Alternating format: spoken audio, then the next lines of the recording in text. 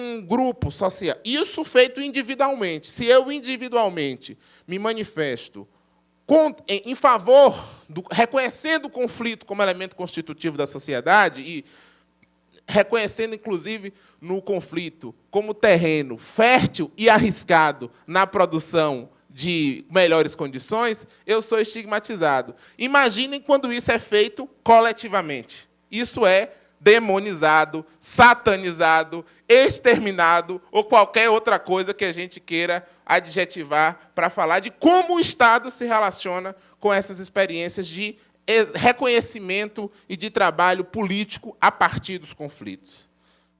Também não cabe, não pega bem, nessa lógica neoliberal, expor as feridas, as mazelas da sociedade.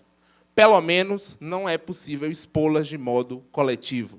Por exemplo, Joaquim Barbosa pode ocupar a capa da Veja, e é bom que ocupe, afinal de contas, é um grande jurista, um homem negro valoroso, que revela que o racismo não foi capaz de exterminar as nossas possibilidades como homens e mulheres negros e negras na ascensão política, intelectual, econômica, inclusive para sermos o que quisermos, de esquerda, como eu escolhi, ou de direita, como outros homens negros escolheram, e precisam ser respeitados nas suas posições, seja qual for o lugar político que eles e elas ocupem.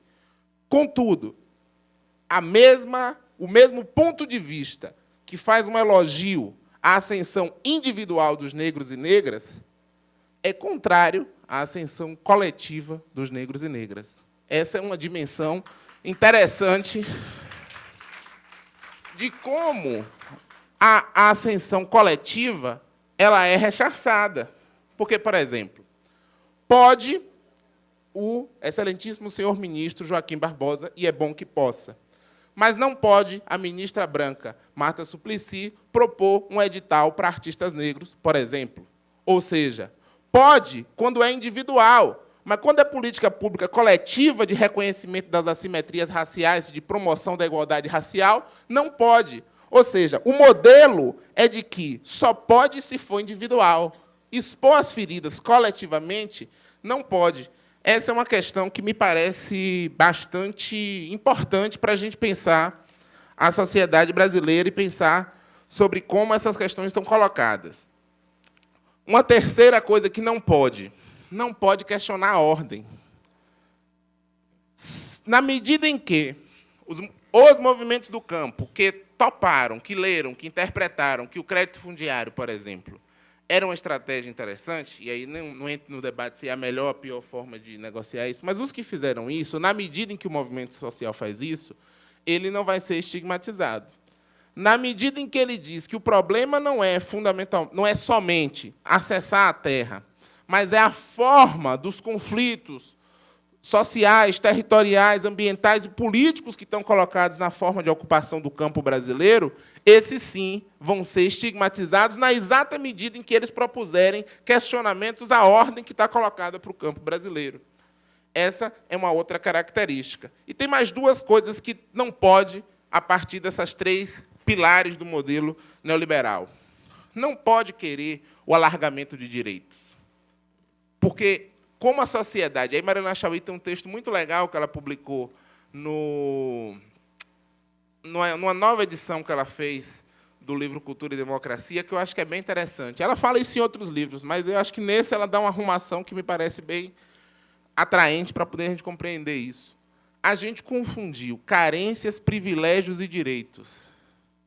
Esses três conceitos foram embolados num caldo cultural que é tipificado na frase "você sabe com quem você está falando", em que privilégio, direito, carência, quando a gente reivindica direito, parece que a gente está expondo carências. E quando o governo garante direitos, parece que ele está concedendo privilégios. Por isso, um debate à direita contrário ao Bolsa Família, por exemplo. Então, essa dimensão ela está de alargamento de direitos. O movimento social, quando vem para cá ocupar o Planalto, ele não está pedindo nada, não está se expondo carência, ele só está reivindicando direitos. Isso não está colocado nesse modelo. E quem faz isso está estigmatizado.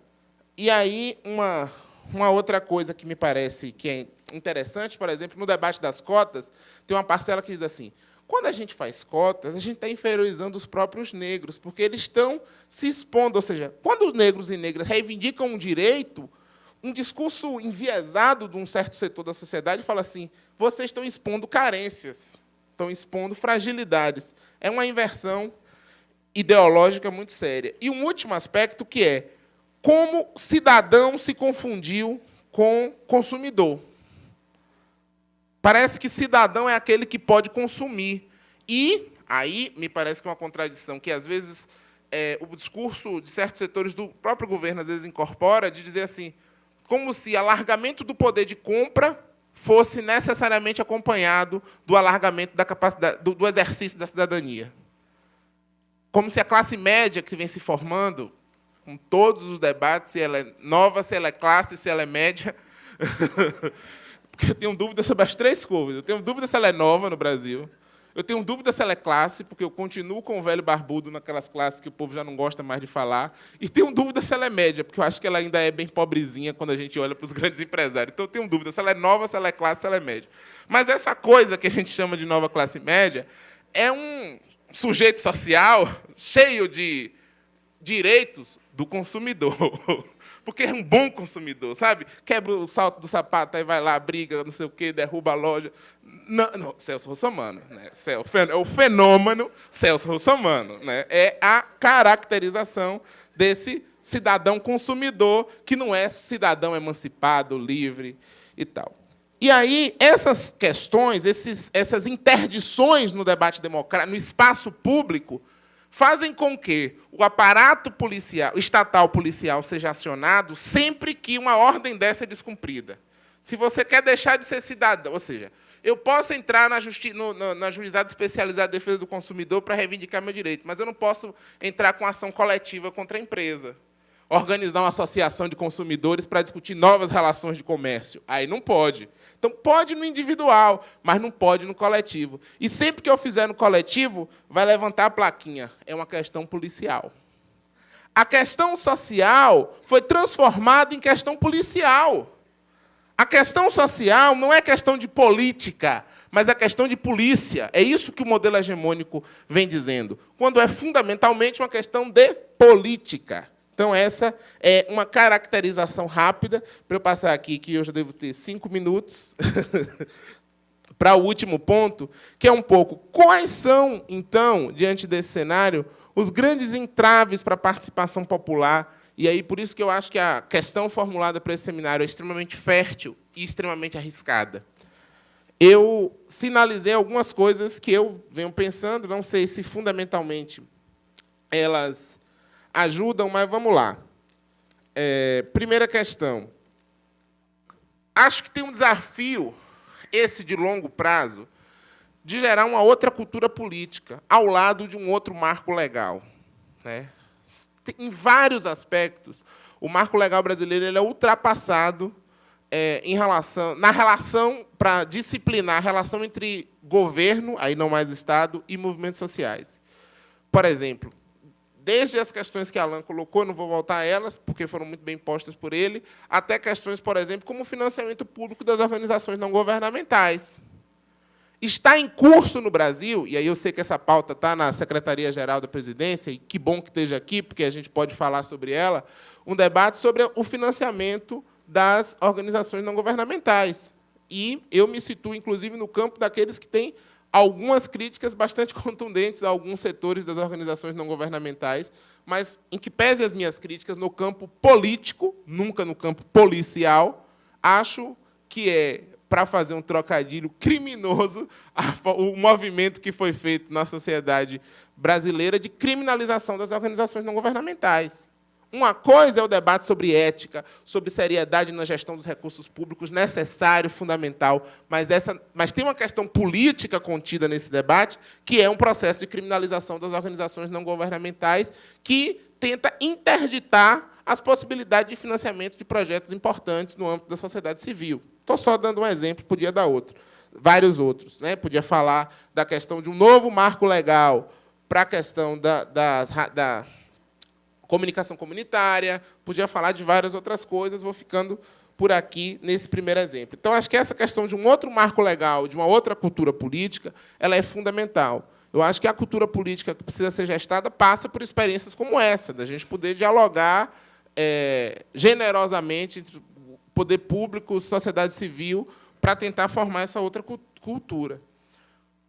Uma segunda preocupação, que quando eu escrevi o texto eu pensei em falar, fiquei meio preocupado, mas como o ministro falou, eu fiquei mais à vontade ainda para falar sobre ela, que são os riscos da capitulação, o risco da cooptação e o risco do atrelamento. Esse é um desafio que está colocado. Como é que a gente permite que movimentos sociais dialoguem com governos, com os partidos, mantendo a autonomia para que cada um possa jogar sua tarefa na luta democrática e para que a gente possa permitir diálogos sem o necessário atrelamento.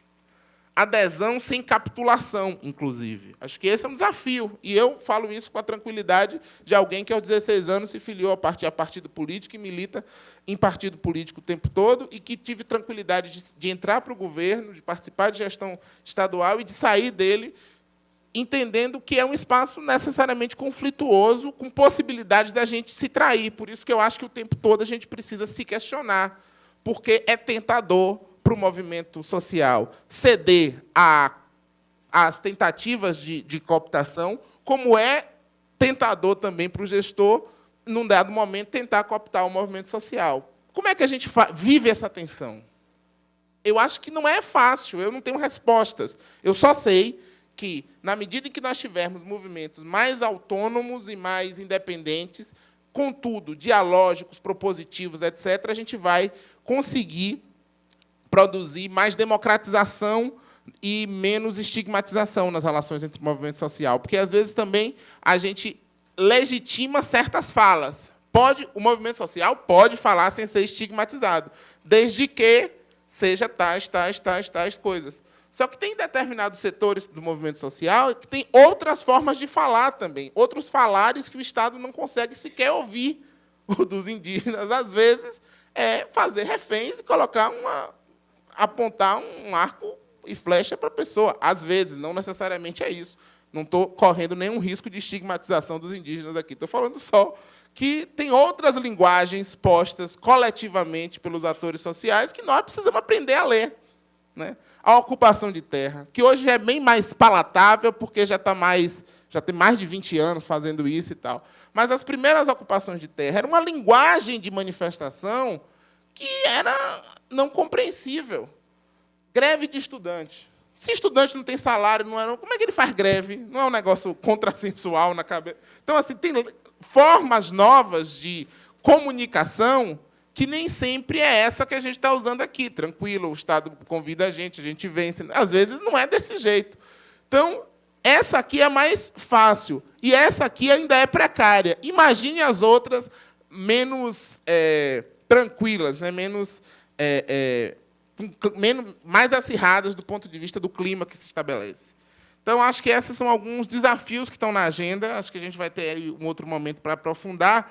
E eu queria encerrar dizendo um pouco que o fundamental é a gente perceber como essas agências estatais se articulam para produzir criminalização, independentemente não é independentemente a palavra, mas não está determinado pelo governo em questão. Não está determinado por isso. Claro que um governo mais democrático implica necessariamente numa outra forma de diálogo com os movimentos sociais. E aí acho, por exemplo, que o governo Lula e o governo Dilma têm uma outra forma infinitamente superior, e se não fosse assim, estaríamos no fim do mundo em relação ao governo Fernando Henrique, porque o que se fazia no governo Fernando Henrique era o fim do mundo. Então, necessariamente, o governo Lula e o governo Dilma avançaram muito na forma de diálogo com os movimentos sociais. Mas esses fenômenos que eu tentei apontar aqui me parecem que não estão determinados pelo governo em questão. São características do Estado brasileiro que os governos têm um papel decisivo, mas eles sozinhos não terão capacidade política de alterar, a capacidade política de alterar essa realidade está fundamentalmente na capacidade de pressão da sociedade brasileira para produzir um outro marco legal, uma outra cultura política. E acho que aqui a gente dá alguns passos importantes para aprender, como o grande Drummond dizia, que as leis não nos bastam porque os lírios não nascem das leis.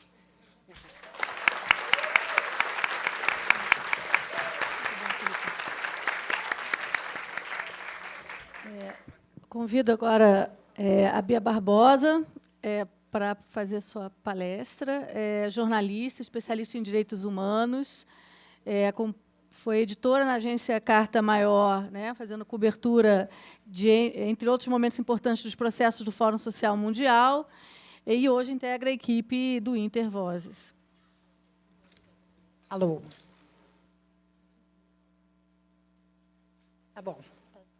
Eu ia avisar alto, porque senão eu não vou te enxergar. Bom dia a todos e todas.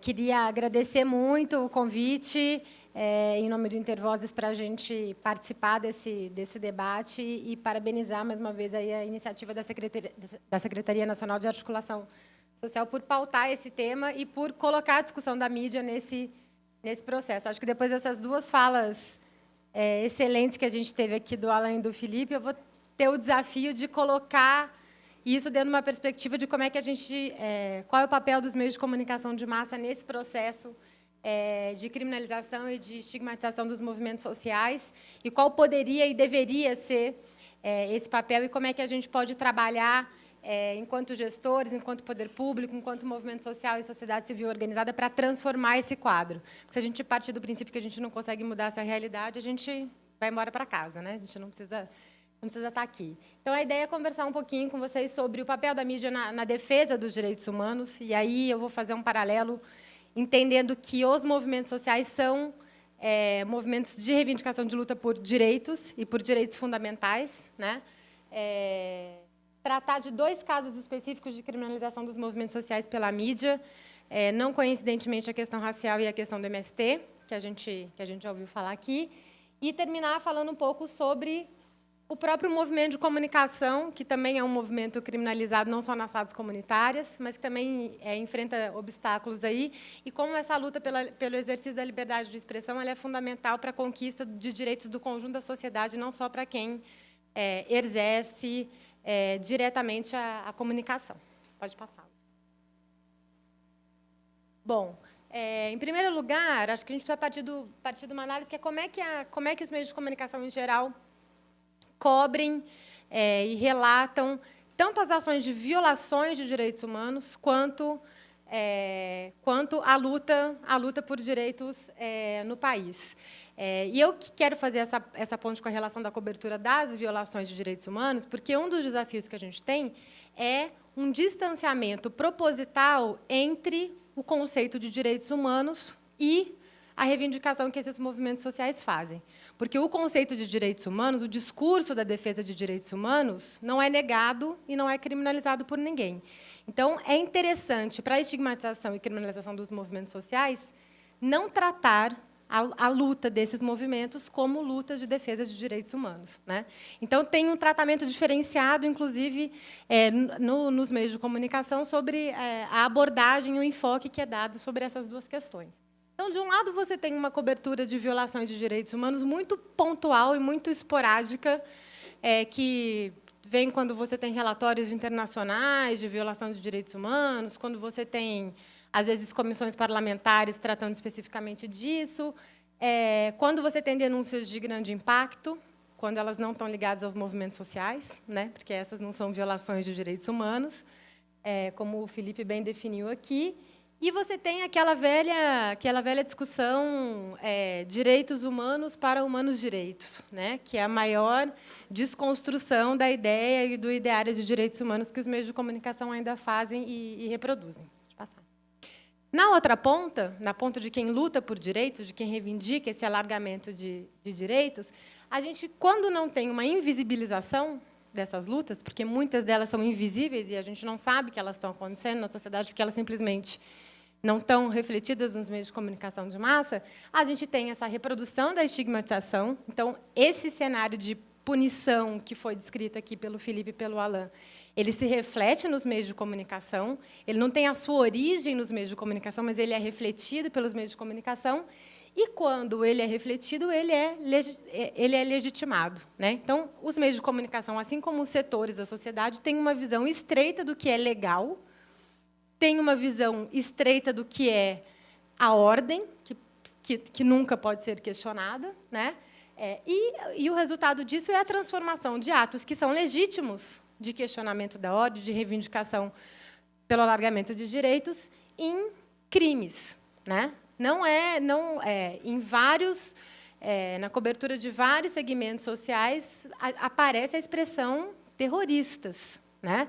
E aí, se a gente fizer um paralelo com o que aconteceu, por exemplo, na época da ditadura militar no Brasil, do mesmo jeito que aqueles que lutavam pela democracia no país eram tratados como terroristas e, portanto, eram criminalizados, hoje quem luta por direitos no país é tratado como promotor de atos terroristas e, portanto, também criminalizado, né? Bom, algumas hipóteses também da origem desse problema, dessa dicotomia entre a cobertura de direitos humanos e a luta por direitos. A primeira coisa que a gente não pode ignorar é a formação dos jornalistas no Brasil, né? A gente tem nós, no meu caso, que nos dispomos a traduzir e a mediar essa realidade, que tipo de formação que está sendo feita no país para esses comunicadores. E ela é cada vez mais uma formação técnica e não teórica, e cada vez mais voltada para o mercado, né? Então, o sonho de todo mundo que faz faculdade de jornalismo é trabalhar no Jornal Nacional, é trabalhar na Veja, né? Então, vamos às escolas de comunicação conversar com os jornalistas, e é esse o paradigma do bom jornalismo que é feito no país. Um segundo aspecto é o próprio modo de produção do jornalismo brasileiro, e não é só aqui, esse é um cenário internacional, né? Os grandes grupos de comunicação funcionam como empresas capitalistas, que precisam gerar lucro. Então, a busca é pela audiência, pela venda de jornais e de revistas, e assim como os direitos são mercantilizados, a informação também é um produto a ser consumido e, portanto, vendido, né? E aí, nesse cenário, você tem desde enxugamento de redação até uma falta de autonomia do jornalista para pautar determinadas questões e dar determinadas abordagens para alguns temas dentro das redações, até o fato de você trabalhar com grandes conglomerados de comunicação no país e isso acabar construindo quase que um discurso único sobre os fatos e sobre a realidade. Pode passar. E aí eu vou trazer alguns dados, e quem quiser constar isso melhor, vale entrar nesse site que chama Donos da Mídia, que é um projeto bem interessante, que mostra a concentração da propriedade dos meios de comunicação no Brasil. Para quem quiser, o site é donosdamedia.com.br. Eu trouxe só uma tabela, e só especificamente do principal grupo de comunicação do país, que mostra o conjunto de veículos que são afiliados, ligados às principais redes de televisão. Então, as 5 maiores redes de TV hoje, Globo, SBT, Band, Record e a EBC, que está crescendo, felizmente, e concentram lá no final aquele conjunto de veículos. A gente tem um cenário aqui no Brasil de algo que é proibido em vários países de democracia mais avançada do que a nossa, que é o que a gente chama de propriedade cruzada dos meios de comunicação. Então, um mesmo grupo de comunicação, ele controla rádio, jornal, revista, televisão, internet. Em países em que se entende que isso não é saudável para a diversidade e para a pluralidade de ideias que circulam numa sociedade, quem tem jornal e revista não tem concessão de rádio e televisão. E aqui no Brasil é o contrário. Cada vez mais é uma concentração da propriedade, um cruzamento da produção da informação. Deixa eu passar. Internet e TV por assinatura, que, em teoria, seriam fontes alternativas de informação, e a internet continua sendo, e é o meio de comunicação mais democrático e mais plural que a gente ainda tem. Se a gente for olhar o jornalismo que é produzido nesses espaços, ainda é um jornalismo vinculado aos mesmos grupos que detêm as concessões de rádio e televisão abertas e os grandes jornais e as grandes revistas do país, né? Num cenário em que a gente tem menos de 10% da população lendo jornal e só 20% com acesso à televisão por assinatura, se a gente descontar o gato net, né? Que a gente não consegue medir, né? Pode passar. E, apesar de entusiastas da internet, a gente precisa relativizar a própria realidade da internet no Brasil. Os números mais recentes que acabaram de sair da pesquisa TIC Domicílios do Comitê Gestor da Internet do Brasil, do CGIBR, que saíram agora, os dados de 2011, afirmam que 55% da população brasileira não pode ser considerada usuária de internet. É mais da metade, né? Então, não dá para a gente achar... E aí tem todo um cenário de desigualdade econômica e regional. Para 75% das pessoas que não têm acesso à internet, o principal fator é o econômico, é o custo, né? Então, não dá para a gente achar que a gente vai resolver a questão da diversidade e da pluralidade nos meios de comunicação no Brasil com a internet. Porque há discursos no sentido, não, a gente já tem internet, por que precisa democratizar os meios de comunicação, né? Então, tem uma agenda do século passado, que a gente ainda não deu conta, e que a gente precisa enfrentar, e a força das novas tecnologias de informação e de comunicação não é suficiente para superar isso.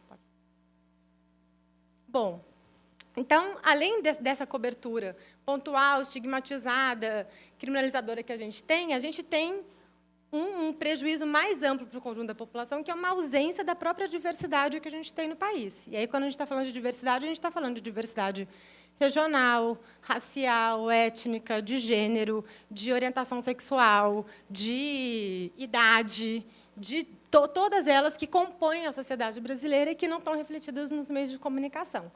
E, nesse quadro, a luta por direitos é uma luta contra-hegemônica e ela se transforma numa ameaça à hegemonia das classes dominantes do país. Bom, essa parte aqui, acho que a gente o texto que vocês receberam da organização do seminário, acho que trata um pouco disso. Vou passar bem rápido. Por que é um problema a gente ter essa concentração, essa ausência da diversidade, né? Porque a gente vive numa sociedade que é mediada pelos meios de comunicação. E essa mediação ela não é impune, né? Ela não se dá de forma impune. Nós bebemos essas informações, cada um processa isso de alguma forma, mas há impactos, e há estudos históricos sobre o impacto dos meios de comunicação, não só na formação de valores e de culturas, mas na formação da própria opinião pública, né? E a opinião pública está aqui colocada no título do nosso seminário, justamente por isso. Então, essa mediação que é feita pelos meios de comunicação na sociedade, em primeiro lugar, ela produz uma realidade. Ela produz uma determinada versão sobre um determinado fato, né? E, na vida, se a gente for contar, se cada um sair daqui e for contar como é que foi esse seminário, cada um vai contar de um jeito, né? Então, a gente trabalha com versões e a reprodução que a mídia faz da realidade vai ser sempre, por princípio, uma reprodução. Ela não vai ser a realidade em si. Ela vai ser uma tradução dessa realidade que é feita por quem está fazendo essa mediação, né? Pode passar. A partir dessa produção da realidade, o indivíduo forma a sua visão e contribui para a formação da visão e da opinião pública em uma série de aspectos que passam na televisão, que passam pelos meios de comunicação, né? Então, essa formação da subjetividade tem esse impacto nos desejos e nos valores, né? E tem uma legitimação desses próprios valores. Mas por que não pode? Por que vocês estão reclamando que tem novela que o personagem, o marido, bate na mulher até ela, né, desmaiar? Qual que é o problema? Isso é uma ficção, não? Porque qual que é o sinal que um tipo de conteúdo como esse dá para os maridos que batem nas mulheres em casa? Bom, se o Tufão senta a mão na cara da Carminha, como foi ontem, antes de ontem, né? Eu também sou marido traído, eu também posso sentar a mão na cara da minha esposa, né? Então, o que passa nos meios de comunicação, e, claro, gente, eu estou simplificando, né? As pessoas têm os seus filtros e têm os seus processos das informações que recebem, mas tem um determinado norte que é colocado aí. Passou na televisão, está legitimado. E esse é o problema quando a gente forma a opinião sobre os movimentos sociais da forma como a mídia tem formado. E num cenário de concentração da propriedade dos meios de comunicação brutal, como a gente tem no Brasil, essa visão que é hegemônica dentro desses grupos acaba sendo transformada num quase consenso da sociedade. Então, qual a opinião de todo mundo sobre o julgamento da DPF 470? Qual que é a opinião de todo mundo sobre o MST? Qual que é a opinião de todo mundo sobre a greve dos servidores federais? E por aí vai. Oi? Sobre redução da maioridade penal, sobre descriminalização do uso da maconha, sobre aborto, e por aí vamos. Né? Pode passar. E aí a gente tem também como consequência algo que é violador de direitos, que é um reforço de estereótipos reproduzidos nos meios de comunicação. Né? Então, você tem o racismo na sociedade, e aí você tem o racismo nos meios de comunicação, você legitima esse racismo. Se você... Não é que a televisão não vai mostrar que existe racismo na sociedade, mas, a partir do momento que ela faz isso de forma acrítica e não questiona, ela está legitimando, está reforçando e está perpetuando essas violações de direitos fundamentais.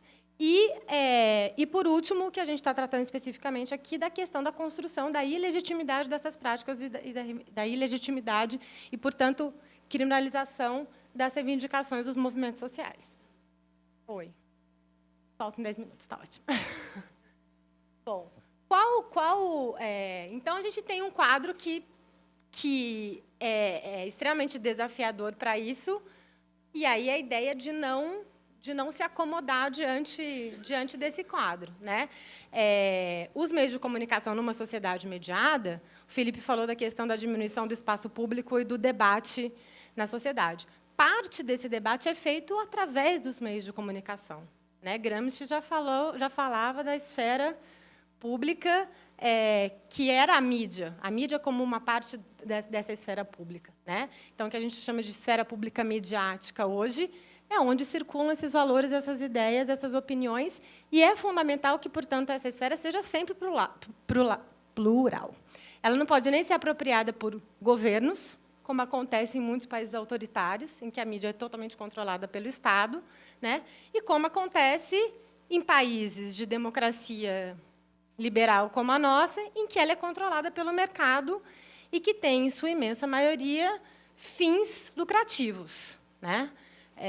Estamos distante de meios de comunicação que fazem o exercício dessa comunicação com base no interesse público que os meios de comunicação de massa deveriam ou poderiam ter na nossa sociedade. Né? Então, quando a gente fala que a gente espera a não criminalização dos movimentos sociais pela mídia e um outro tipo de visão sobre a cobertura da luta pelo alargamento de direitos, nós estamos esperando que os meios de comunicação, principalmente aqueles que são concessões públicas, no caso o rádio e a televisão, trabalhem com base no interesse público e não com base na lucratividade dos seus veículos. Aí, eu queria entrar um pouquinho, citar, na verdade, vou entrar no próximo slide, mas só citar duas convenções internacionais que o Brasil é signatário e que tratam justamente dessa questão da importância dos meios de comunicação na promoção e na defesa dos direitos. A primeira é a Convenção Interamericana de Direitos Humanos, que fala que a lei deve proibir toda propaganda em favor da guerra, bem como toda apologia ao ódio nacional, racial ou religioso, que constitui incitamento à discriminação, à hostilidade, ao crime ou à violência. O Brasil é signatário dessa convenção. Né? E, quando a gente fala propaganda, a gente está falando de meios de comunicação aí. E só trouxe a Convenção de Durban, tem outras também, a do Cairo, das mulheres, mas a de Durban insta os Estados a incentivar os meios de comunicação a evitar os estereótipos baseados no racismo, na discriminação racial, na xenofobia e na intolerância correlata. E enfatiza a importância de se adotar medidas concretas para incentivar o acesso das comunidades marginalizadas à mídia tradicional e alternativa. Então, quando a gente faz essa discussão, a gente não está simplesmente botando os holofotes nos problemas que existem da mídia comercial. A gente precisa olhar o abismo que a gente tem aqui no Brasil ainda em termos de fortalecimento da mídia pública e de promoção da mídia comunitária. Né? Pode passar. Bom, Entrando nos casos de criminalização dos movimentos sociais pela mídia. A mídia ela não só faz a cobertura dos direitos humanos, ela, em si, ela pode violar os direitos fundamentais na sua própria programação. Né? Depois a gente pode discutir aqui, mas eu só citei os exemplos das novelas, da publicidade, dos programas religiosos, né? Da música e do próprio jornalismo. E aí vou trazer os dados de 2 pesquisas bem rapidinho, para a gente conseguir terminar no tempo, que falam que são exemplos de criminalização dos movimentos sociais. E aí, criminalização, nesse aspecto onde a gente fala da mídia, a gente não está falando de abertura de processo para ser julgado pelo Poder Judiciário. Né? No caso a criminalização na mídia é a transformação conceitual desses movimentos em algo questionado e tratado como criminoso. E você pode fazer isso através de inúmeras formas. Muitas vezes, você não precisa nem citar crimes e você pode estar criminalizando esses movimentos. Né? Então, tem uma pesquisa sobre a agenda da promoção da igualdade racial que foi elaborada pelo CERT, em 2009, e que analisou reportagens sobre ações afirmativas entre 2001 e 2008. Né? E discutiu a questão das cotas, dos quilombolas, do Estatuto da Igualdade Racial, questões das religiões de matrizes africanas, e expressões como o tratamento, aquilo que o Felipe falou da questão do privilégio, né? Da questão das cotas como meros atos de benevolência do governo, né? E como atos violadores dos princípios constitucionais, eram os 2 principais argumentos, né, que a gente tinha. 5 minutos. E aí a conclusão desse levantamento foi o seguinte, que os jornais são contra, e aí com dados, e quem quiser, a pesquisa está disponível na internet, que os dados são contra a criação de políticas que incentivam a mobilidade social de negros brasileiros. No Estado de São Paulo, 100% dos textos opinativos que trataram das cotas foram contrários. Né? No Globo, 56%. As iniciativas das universidades que tinham programas de cota eram sempre tratadas do ponto de vista dos conflitos e da incongruência dos critérios e nunca do ponto de vista dos benefícios que a política de cotas trazia para a universidade e para aquela população. E a argumentação central era que o instrumento que estaria ali para combater uma desigualdade historicamente construída era gerador de racismo. A ideia da inversão completa do que se reivindica é transformado no fator de discriminação. Né?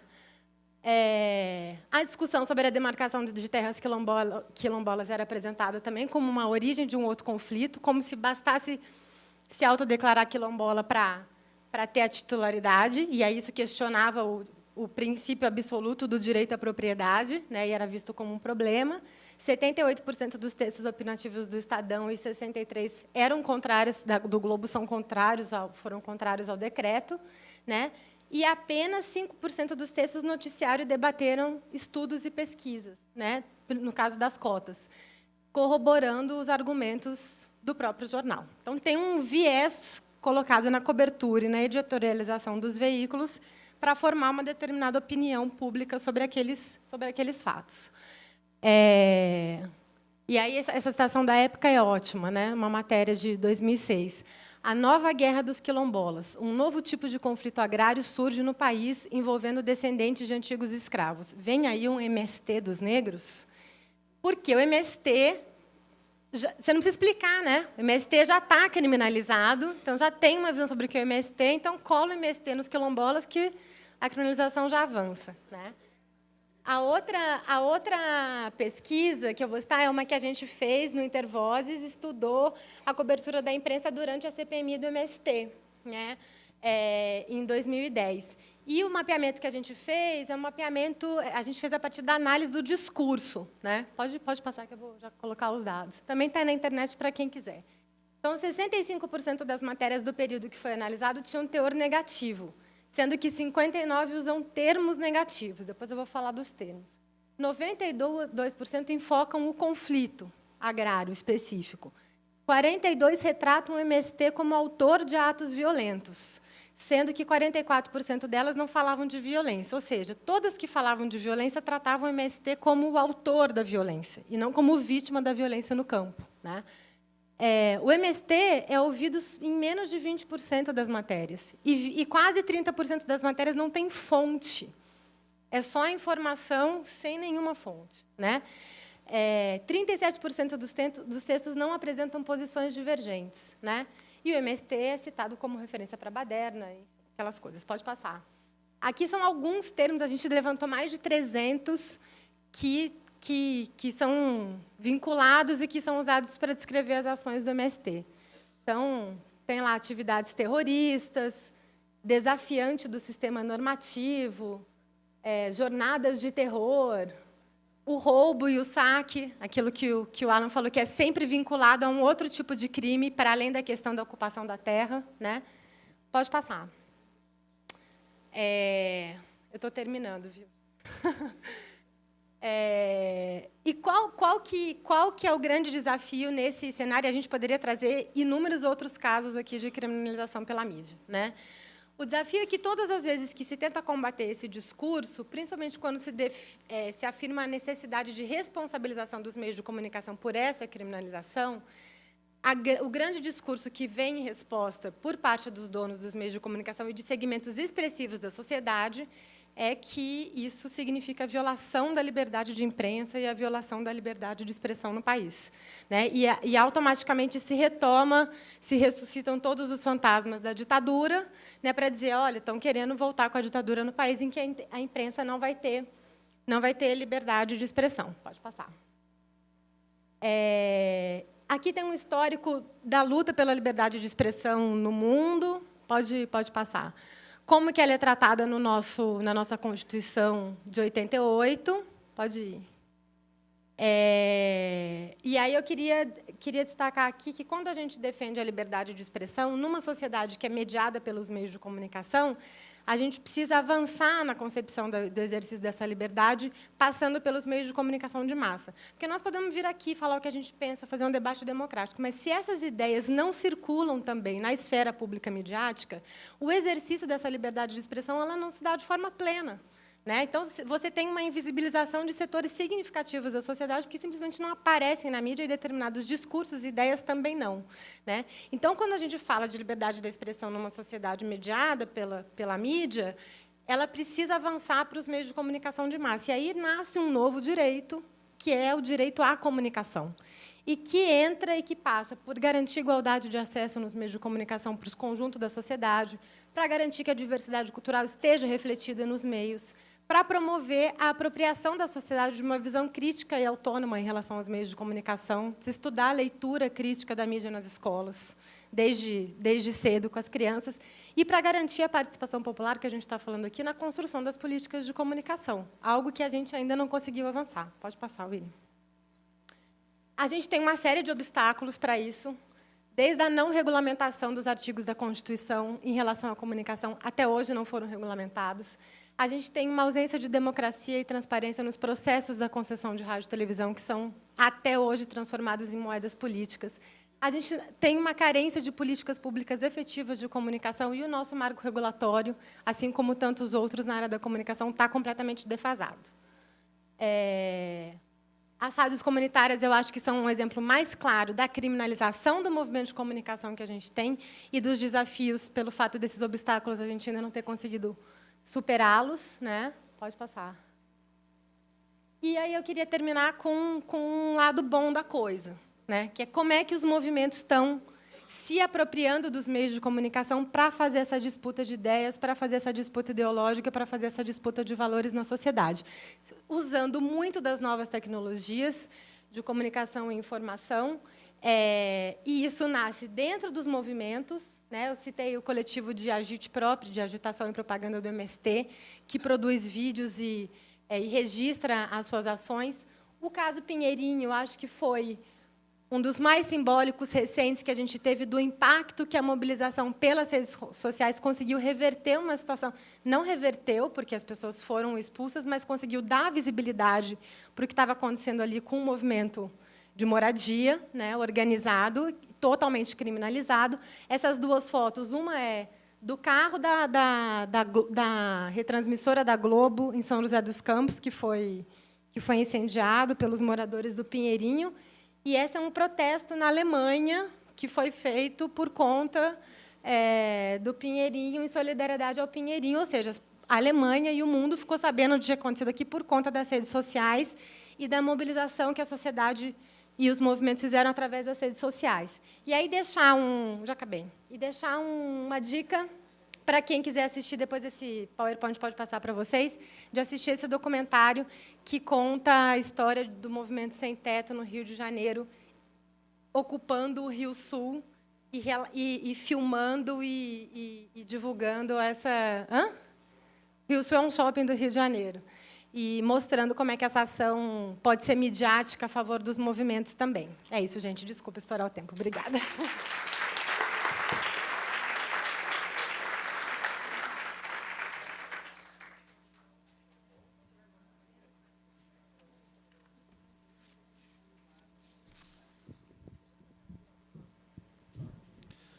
A gente queria agradecer as 3 exposições, foram brilhantes e complementares. Acho que cada uma delas trouxe bastante elementos para a gente refletir, discutir, aprofundar, e deu até entre nós e com os que expuseram. Então, como uma dinâmica para ajudar que surjam ideias, surjam propostas, surjam críticas, surjam complementos, a gente tem uma proposta de encaminhamento de uma conversa, a gente chama de cochicho, entre aqueles que estão sentados perto, 10 minutos, trocar ideias, o que perceberam, o que destacariam das falas, o que entenderam como links entre as falas, enfim, a liberdade de debater um pouco, durante 10 minutos, o que escutaram, e interagir um pouco para trazer daí para o debate novas ideias e complementos ao que foi exposto. Tá bom? Então, 10 minutos para conversar. Mas aí você compra outro.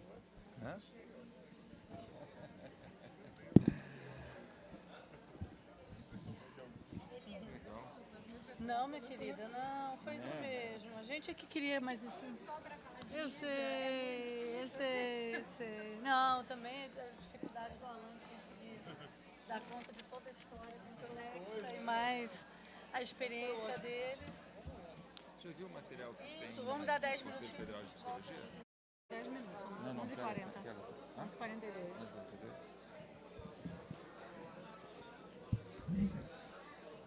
Até 13 horas o nosso teto, É. Daqui agora que é o desespero, porque todo mundo quer falar. Ninguém fala 3 minutos. Agora, para se inscrever, eu pedi para levantar a mão e dizer o nome. Bom.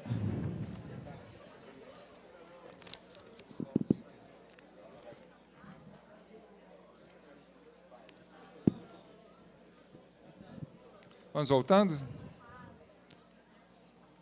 Vamos contribuir aqui com o plenário, gente. Bom, então, agora a palavra é de vocês. A gente pediria que levantasse as mãos, Só queria lembrar que o próximo seminário vai ser dia 21 de novembro, nesse mesmo auditório. Vocês vão receber correspondência com relação aos conteúdos e os palestrantes, e, enfim, as informações referentes ao próximo, E lembrar também que a gente vai dar certificado àqueles que participarem pelo menos em duas sessões, No próximo e último evento, a gente vai dar um certificado para todos os participantes que participaram pelo menos em 2 dos eventos. Perguntaram sobre a disponibilização dos textos e que foram trabalhados aqui desde a primeira sessão. Estão disponibilizados no site www.planalto.gov.br/sg/seminário/formação, ou quem precisar de informações mais específicas pode procurar a Aline no 3411-3229. E, dentro da pasta de vocês, tem uma avaliação do evento. A gente pediria, por favor, a colaboração de vocês preencherem essa avaliação e deixarem lá na frente, na mesinha, na entrada, também com a Aline.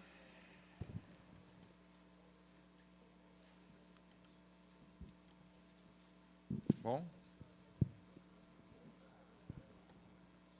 Alguém? Sim. Tem o microfone. Por favor, diga o nome e órgão. Bom dia, Maria Gorete Torres, Ministério das Cidades. Nosso microgrupo aqui chegou a um consenso de uma sugestão que esses seminários eles não se restringam apenas aqui, que haja uma diversificação nos ministérios, que vocês façam microseminários nos ministérios. Temas como esses, especialmente o de hoje, o tratado hoje, para a gente nos causou uma surpresa muito agradável, porque a gente vivencia problemas. Cada ministério, houve uma repartição política, né? Cada ministério é dedicado a um determinado partido político, e, muitas vezes, o que se passa nos ministérios não é exatamente aquilo que o governo federal está querendo passar. Então, a gente sente muito essa necessidade dessa discussão nos ministérios. Ok? Obrigado.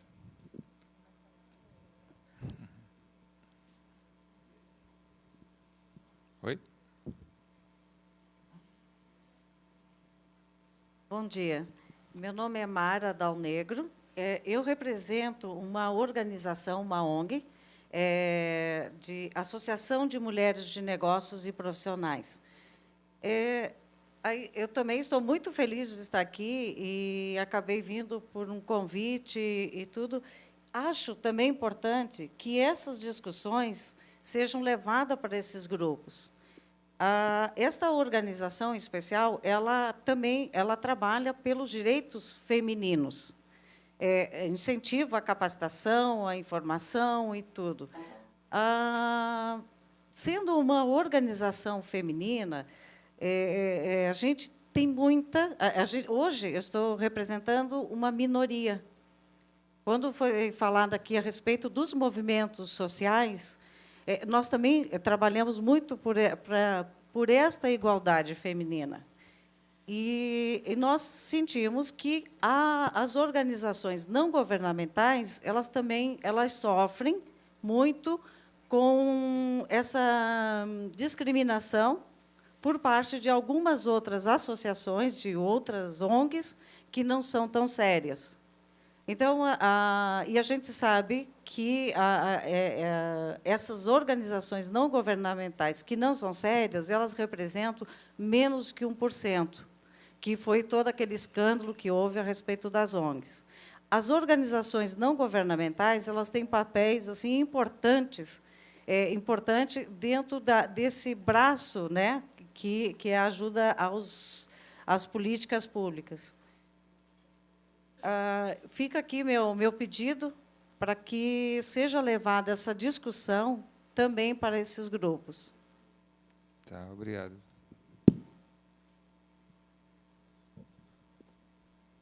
Sim? Lá atrás também. Bom dia, eu sou Isis, trabalho no Ministério do Desenvolvimento Social e Combate à Fome.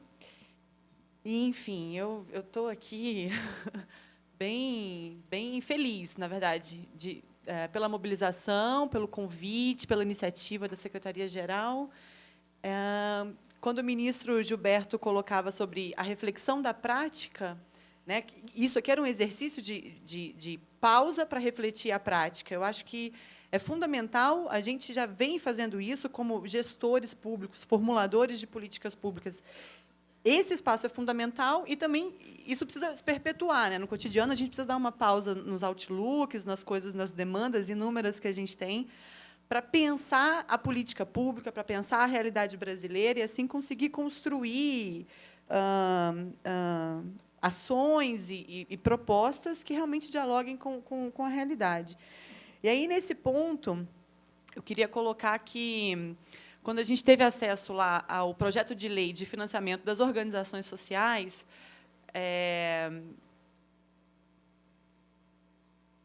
casou muito com aquilo com o nosso processo de reflexão dentro da estrutura, né, da coordenação em que eu atuo, porque exatamente a gente estava pensando em como superar o financiamento padronizado dos programas que a gente vem fazendo, né? Então como entender a realidade, ouvir a demanda das organizações e conseguir repassar recurso público para o fortalecimento daquele território e daquela ação no território.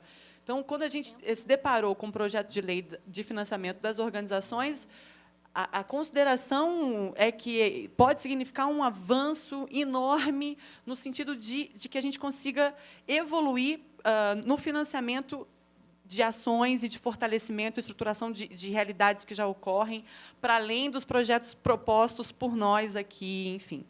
Então, isso é uma questão. E aí eu queria perguntar, acho que principalmente para o Felipe, mas, enfim, contribuições de todos. Esse movimento individualista, Felipe, eu acho que também tem um contraponto que é, por exemplo, a expansão e o crescimento da economia solidária, de grupos que se organizam para produzir de forma diferente, para exercitar a autogestão, a decisão coletiva, enfim. Então, ao mesmo tempo em que a gente tem uma globalização e um neoliberalismo que padroniza, que individualiza, eu acredito que a gente tenha também na sociedade um movimento de resistência e contra-hegemônico no sentido, enfim, que corre dessa padronização. Cito aqui a economia solidária, enfim, aí queria ouvir uma opinião no sentido de que a gente está afadado a se globalizar totalmente, se padronizar, ou a gente ainda tem, eu acredito que sim, né? Mas a possibilidade de construir, de transformar positivamente a realidade. Obrigado. A gente vai escutar, né, um conjunto de falas aqui do plenário. Depois a gente volta à mesa poder fazer comentários, complementações, tá? E lembrando também que nosso teto aqui é 13h. Sim? Bem, bom dia, meu nome é Tatiana, eu trabalho no Ministério da Saúde, no Programa Nacional de Controle da Tuberculose. E nós três, né, Ana Cecília e Douglas, também trabalham conosco no programa. E, para a gente, é uma satisfação estar fazendo esse tipo de discussão. O programa de tuberculose hoje tem uma área específica para articulação com o movimento social, a área de comunicação, advocacy e mobilização social. E, para nós, essa discussão ela é muito importante e a gente percebe o quanto alguns movimentos ainda estão despolitizados, né? Muitas vezes, a pauta dos movimentos é o financiamento. O que faremos para continuar a nossa sustentabilidade? E a gente vê que, muitas vezes, alguns movimentos na saúde ainda estão muito centrados na doença. A gente precisa potencializar e fazer algumas articulações e apoiar um pouco alguns movimentos para que eles possam incorporar nos seus discursos e nas suas práticas essa discussão política, uma discussão mais ampla. E, para nós, é muito importante estar aqui. A gente gostaria de pedir o apoio dos colegas da mesa para que, até estávamos no planejamento ontem, para que, no ano que vem, a gente possa agregar novos atores e novos parceiros, para que a gente possa contribuir na qualificação do discurso do movimento social. Agradeço a oportunidade e a gente espera entrar em contato com outros colegas que também estão na articulação com outros movimentos sociais para poder dar um pouco de força para o movimento que ainda está engatinhando, tentando encontrar suas respostas. Obrigada. Bom dia, meu nome é Ialê. Eu me sinto contemplada com o convite que foi feito e me senti presente na presença do Felipe na mesa. Estamos em movimentos inversos, né? Hoje eu estou na CEPI, na Secretaria de Políticas de Ações Afirmativas, mas também sou filha de militante do movimento negro, do movimento cultural. Então, sou do movimento social e cultural e hoje estou ocupando esse local.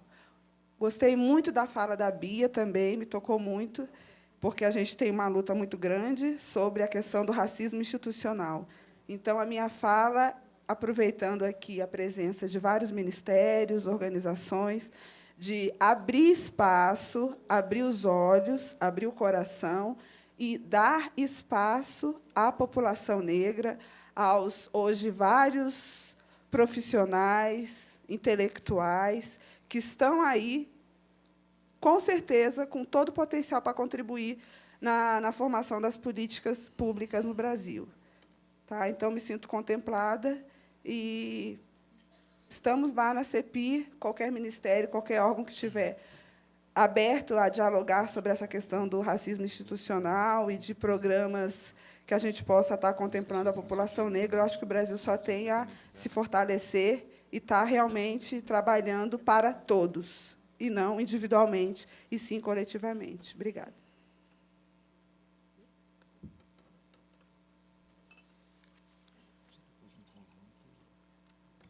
Bom dia, eu sou Irina Batti, sou da Secretaria de Direitos Humanos, e nós aqui no nosso grupo, antes de falar disso, primeiro eu queria dizer que foi um grande prazer quando a gente viu na programação que o cochicho aqui não foi estigmatizado e foi legitimado, porque quando a gente vai em seminários e cochicha a fala de um palestrante, geralmente o que a gente escuta é um psil, e aqui o cochicho foi valorizado e escutado pela mesa, isso é bem bacana.